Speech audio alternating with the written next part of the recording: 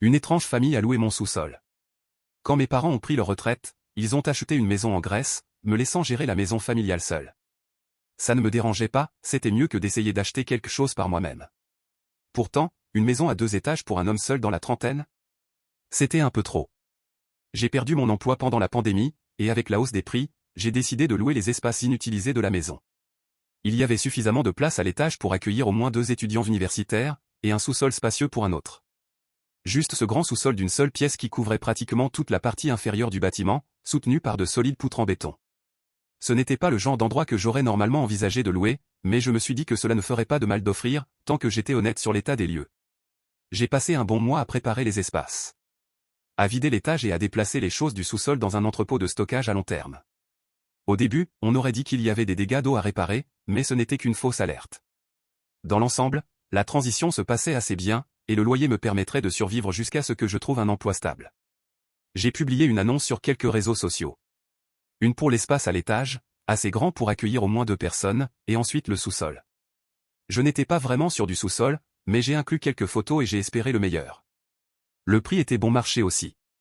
Moins cher que ce que ça aurait dû être, je suppose. J'ai reçu quelques demandes pour l'espace à l'étage, mais la plupart étaient soit à court terme, soit elles se disputaient sur le prix. Un gars s'est même présenté et a essayé de rentrer directement sans appeler d'abord. C'était une période étrange. Je n'ai pas reçu d'appel concernant le sous-sol, alors j'ai pensé que j'avais simplement raté quelque chose. C'était début octobre quand on a frappé à ma porte. Le genre de frappe classique, da. Je me suis précipité pour ouvrir la porte, en train de consulter des offres d'emploi sur mon téléphone et en mâchant un morceau de pizza froide de la veille. Il est difficile d'expliquer à quel point j'ai été surpris par ce que j'ai vu. La plupart des autres candidats étaient soit des jeunes gars, soit des filles d'université. Ce qui se tenait maintenant devant moi était une famille de 4 personnes. Une mère et un père, tous deux dans la quarantaine, et 2 jeunes garçons de 10 à 14 ans. La mère portait une robe en coton de couleur automnale avec un petit nœud, et le père portait un manteau noir chic, une chemise blanche et une cravate rouge. Les 2 garçons étaient habillés de chemises bleues identiques. Au début, j'ai pensé qu'ils étaient là pour essayer de me convertir à quelque chose. Je pouvais facilement les imaginer avec une série de Bibles. Mais le père s'est avancé, me tendant la main. J'ai accepté. Bonjour, a-t-il dit avec un sourire chaleureux. Nous sommes les Walters. Nous sommes ici au sujet de l'annonce. Oh, bonjour, ai-je répondu. Ça pourrait devenir un peu encombré, mais vous pouvez jeter un coup d'œil.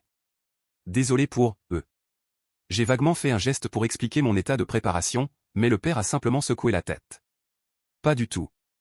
J'espère que nous ne sommes pas gênants. Je les ai invités à l'intérieur, et ils sont passés directement devant l'escalier. Je pensais qu'ils l'avaient simplement raté. Excusez-moi, ai-je dit.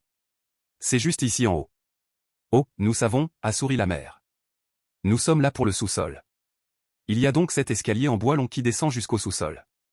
C'est l'une des principales raisons pour lesquelles je n'aime pas descendre là-bas ou meubler l'endroit, cette spirale le rend presque impossible à aménager avec des meubles décents. C'est exaspérant. Mais les 4 membres de cette famille parfaite sont descendus, tous bien organisés. Ils étaient courtois et respectueux, avec juste la quantité de politesse, mais j'avais l'impression qu'il y avait quelque chose de étrange chez eux. Le père a sorti un mètre ruban et a commencé à vérifier les murs. Ils m'ont posé des questions sur l'absence de fenêtres, la qualité de l'air, leur capacité à apporter des meubles et à installer des luminaires. J'ai accepté tout cela. Je n'arrivais toujours pas à croire qu'ils envisageaient sérieusement cela, ce n'était clairement pas un espace idéal pour vivre. Enfin, après environ une demi-heure d'inspection, ils sont remontés. Ils m'ont tous remercié pour mon temps, le père a pris ma main une seconde fois et m'a dit que nous allions nous reparler. Ensuite, ils sont partis, me laissant avec cette étrange impression que je venais de rencontrer une famille de robots qui cherchaient un endroit pour se cacher. C'était tout à fait